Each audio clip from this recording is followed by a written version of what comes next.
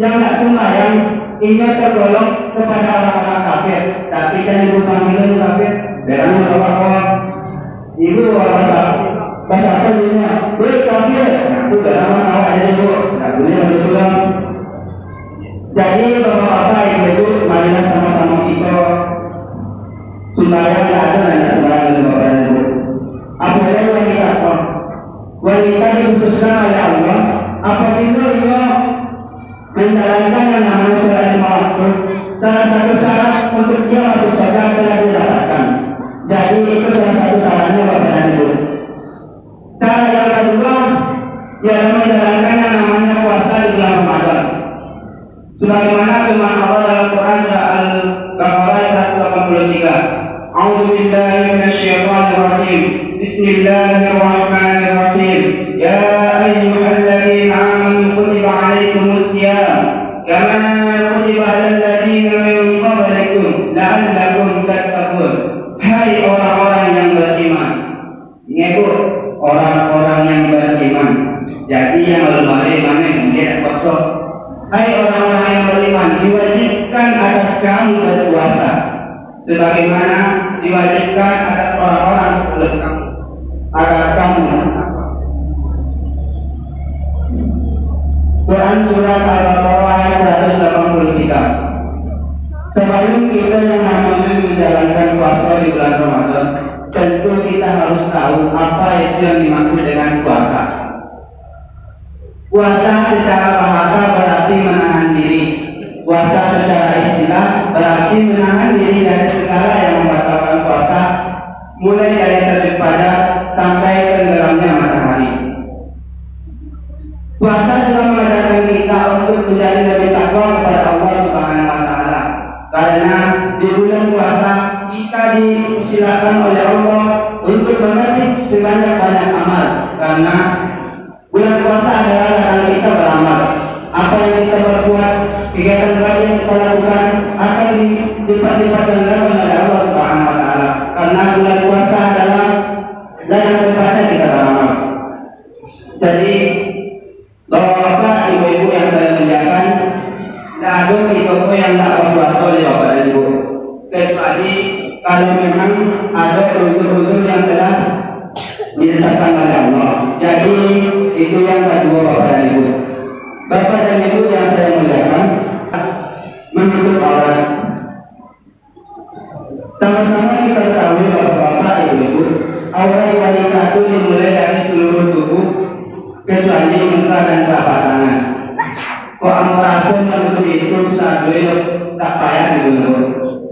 Bapak itulah pakai kesakitan, kalau pakai kopen yang nampak cuma muka sama telapak tangan. Amperasun itu tak payah.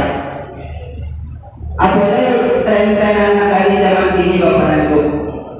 Ada pula yang namanya itu pakai sarung jeans. Jadi si boy itu berpakaian tapi telanjang. Kalau pakai sarung ketat, baju ketat. Kalau bisa kamu mengisi mabuk, mengisi kawan. Kalau sampai panas selama tak habis orang itu mungkin itu kata-kata kamu kalau bisa mengisi apa itu. Atau ada saya dari anak-anak dari zaman ini yang namanya bajilbab, mungkin ibu-ibu sotolong bajilbab, tapi ujung jilbab di kebelakangan. Ada pula yang balik ke leher, tak payah ngomong. Padahal kan hakikat jilbab dibalikan itu yang menutup kepala sampai dengan bagian dada. Kalau ujung jilbab di leher atau di kebelakangan, otomatis yang mukanya tampak bapak dan ibu. Jadi punya ibu-ibu bajilbab itu bisa digeser di atas. Padahal kan untuk menutup bagian muka. Kalau kami kaum bapak-bapak, aku adalah ibu sahabat. Oleh kami buset sampai ke lebih. Kita masyarakat ada bapak-bapak, anu bagi kita di lorong. Main minum kopi, lewat cewek. Coba kalau lewat orang yang pakai jilbab dalam, pasti tak akan diganggu. Diganggu lain mungkin diganggu, tapi cara mengganggu beda Bapak dan Ibu. Kok mengganggu orang yang pakai jilbab dalam itu adalah teorinya. Palingan yang ganggu, Assalamualaikum mukti, Masya Allah. Sesudah cukup orang yang berkaitan lewat dalam pikiran apa? Kok ambo colia, ambo baroso, dan ambo colia, ambo taruhi. Jadi mari kita bapak-bapak, ibu-ibu kita sama-sama menjaga, dan ibu-ibu penyuni sama menjaga cara berpakaian penyuni. Dan kami kaum adamko, kaum bapak-bapak menjaga pandangan kami, insya Allah kita bisa hidup saling berdampingan di dunia Allah ini. Itu yang tadi bapak dan ibu. Bapak dan Ibu yang saya muliakan, yang kaum PK tugas sama amat patuh terhadap suami, yang merasa dapat tugas suami hanya tak mengaku, banyak mengaku, patuh terhadap suami, meliputi memuliakan suami, memasaan dalam agama,